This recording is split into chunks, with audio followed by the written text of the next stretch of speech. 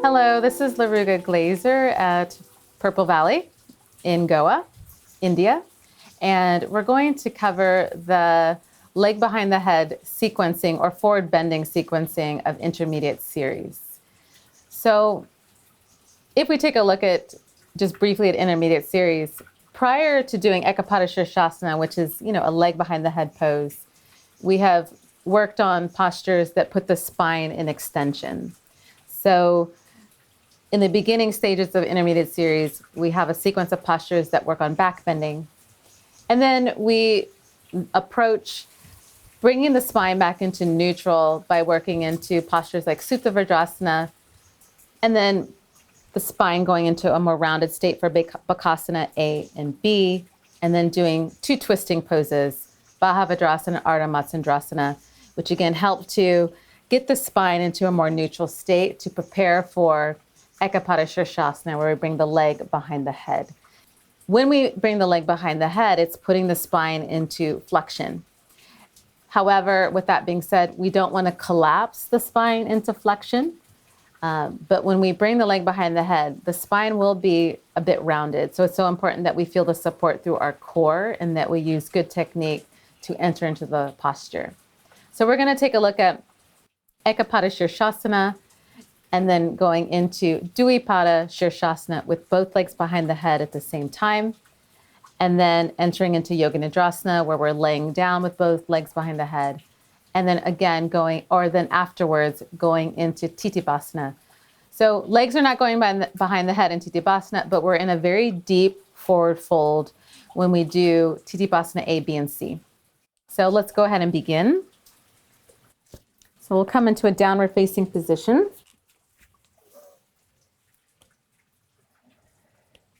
Whenever we're setting up for Ekapada shirshasana, we're going to jump through and hook the right leg around the right arm. So I'm going to go ahead and prepare to jump.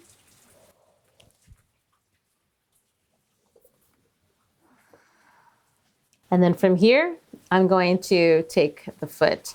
Now, one thing that I always mention with Ekapada shirshasana is we want the line of energy from the knee to the tips of the toes, specifically the big toe, not to break. So what I mean by that is that we want the ankle to stay in a nice, strong position. So whenever I take the leg back, the ankle doesn't move. One thing that I see a lot of is that the ankle is loose. This is something that I see in many practitioners. The ankle is loose. And then as we're trying to get the leg behind the head, there's like this wrestling with the leg because this keeps breaking. So it makes it more difficult to get the leg behind the head when the ankle is not in a straight, secure position. So what we want to do is to really engage the foot. So when I take the leg behind, the ankle stays in a secure position. There's no movement there. And then you'll find that you'll get much more leverage to get the leg behind the head. So from here, I'm going to make a few micro movements, and this is something to try if you find this pose to be difficult, is first to prioritize getting the shoulder in front. So sometimes it takes a few extra movements to really get the shoulder in front. And then from here, I'm going to just push the shoulder back into the thigh and then plant my hand down just to make sure that it doesn't move and it stays secure. Then from here, I really want to point the knee out to the side and bring the shin bone more parallel to my shoulders. And then from here, swiftly taking the leg behind. Now, even though we say leg behind the head, we really want it behind the neck so the head can lay over the shin bone. So when I'm here, I'm going to continue to move my shoulder more in front and then push the shoulder back into the thigh, move my head forward and up to lean it back over the leg. I want to keep the head up and lift it to keep the leg secure. My foot is still very active. So this happens on the inhale. And then exhale, I want to pull up through Mula Bandha and Uddiyana Bandha to keep my core strong so I don't collapse into the flexion here. Because again, when we do Ekapada shirshasana, that puts the spine into flexion, but we don't want to collapse. We want to lift. From here, I'm going to exhale, fold forward, catching the wrist, and reaching it around the foot. I want to keep the chin lifted so the leg stays behind and stays secure. And we breathe here for 5 rounds of breath. After 5 rounds of breath, I inhale, lift, and then exhale, bring the hands back to the heart. Inhale, hands down, and I'm going to lift up. One thing that I recommend is you want the sit bones and the leg to lift, almost like you're in an elevator. You want to lift off the floor first and then swing up and then jump back. So from here, I have to keep the leg very toned. So I'm going to lean forward slightly, lift, keep the head lifted, then go up. And then from here, jump back. And then continue on with the vinyasa. Upward facing and downward facing. Preparing for the left side.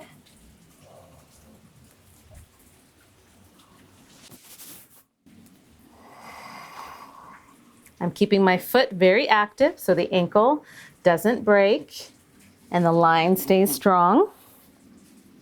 So I'm going to bring the shoulder in front and work the shin bone back and down. Ideally getting the foot as close to the shoulder as possible. Hands in front of the heart, keeping the head lifted, inhale, and then exhale. Even though I'm folding forward, I want to keep my chin lifted to keep the legs secure, and breathing here for 5 breaths. We'll say this is 5 breaths.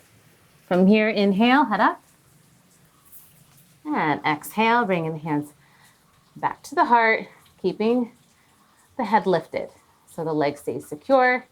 Then from here, hands down, inhale, lift. I'm going to swing up and jump back.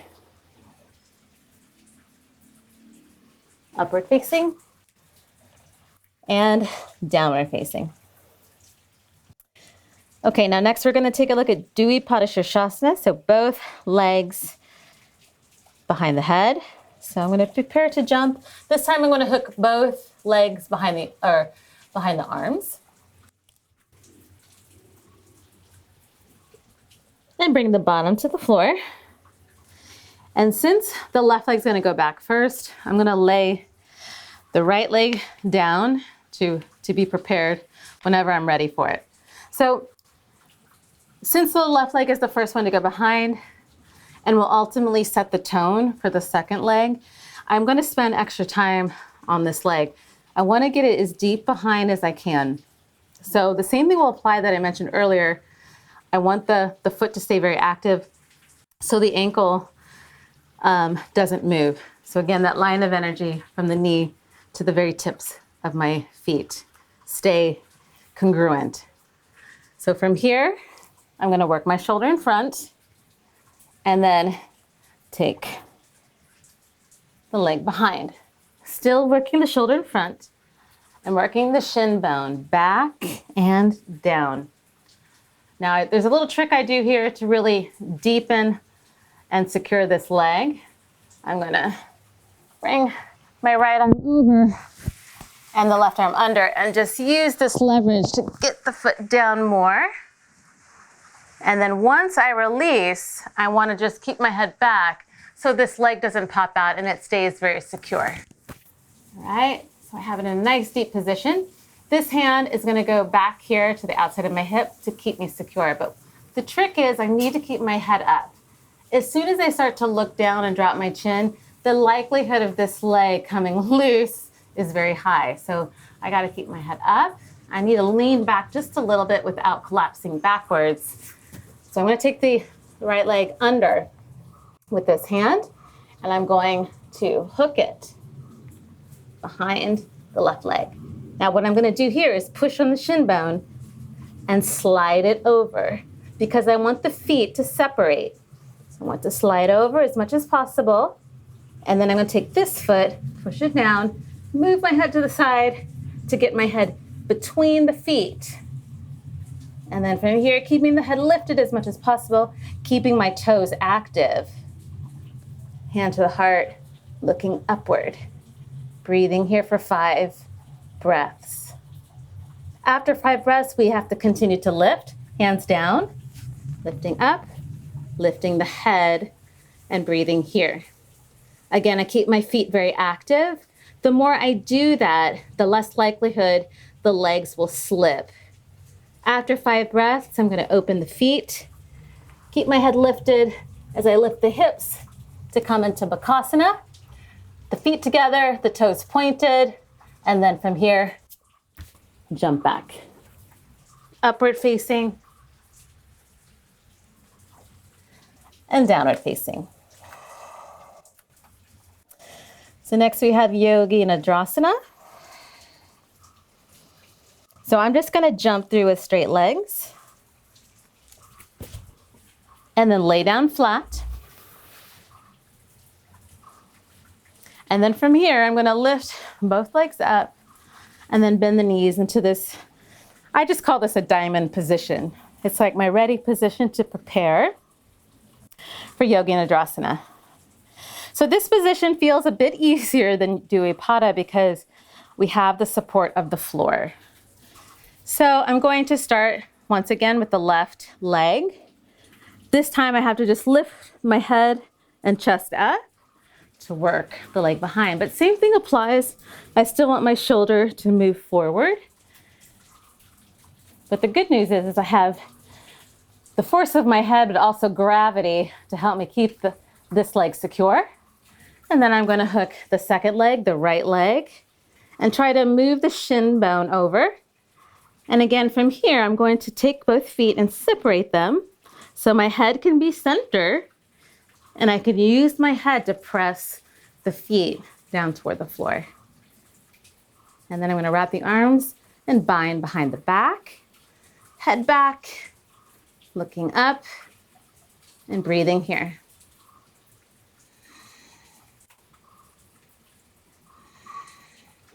So when I'm in the position, I want to try to elongate my torso, lean the head back to deepen the posture, and of course, breathing. After 5 breaths, I'm going to gently release and then roll back into Chakrasana, lifting the hips over the shoulders, and then moving forward into Chaturanga Dandasana. Upward facing and downward facing. So next we have Tittibasana. And so this particular position is still, I feel, in the relationship of the leg behind the head postures, but for that reason, I guess I should just take a little bit of a step back. For that reason, it's because we're in a very deep, deep forward bend. Our spine is still in a deep flexion. However, this particular position really calls on our stamina because we're holding for a longer breath count. One thing to be aware of when you start to work with Tittibasana, you're really going to feel the legs work. So don't be alarmed if you feel a burning sensation in your legs. It's calling on us to be stronger in this area of our body. So first part is going to be to jump into the arm balance, to jump directly into Tittibasana A. We're going to hold there for 5 breaths, and then we're going to continue on with the rest of this sequence. So coming in a downward facing position. So this is going to be quite dynamic, jumping and landing on the upper arms to go directly into Tittibasana. I'm going to prepare. I want to look where I'm going. And then extending the legs and really toning the thighs. Head up and breathing here for 5 breaths. After 5 breaths, we're going to then bring the feet to the floor as we lift the hips. So what I'd like to do is kind of semi-bend my arms and then really push and lift to get the feet down and the hips up. I'm going to drop the shoulders down, wrap the arms around, keep the feet parallel. And then from here, extend and straighten the legs and then the head looking through. So we hold here for 5 breaths. Again, a very deep forward fold.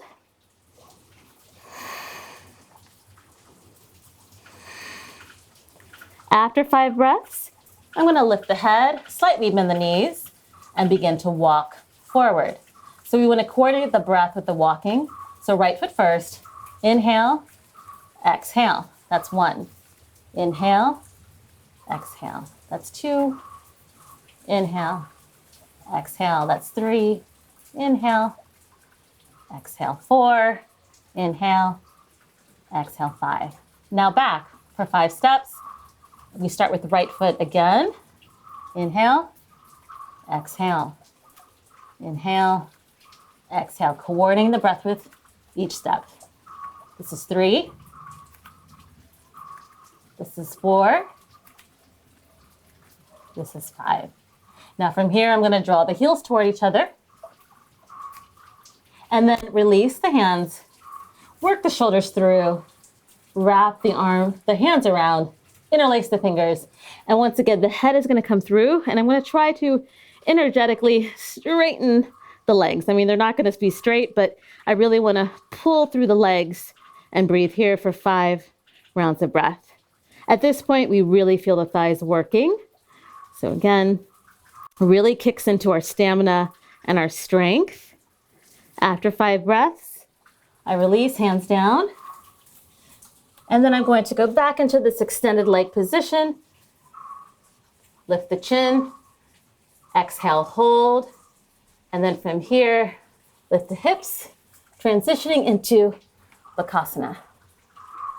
Feet together, toes pointed. Jumping back. Upward facing. And downward facing.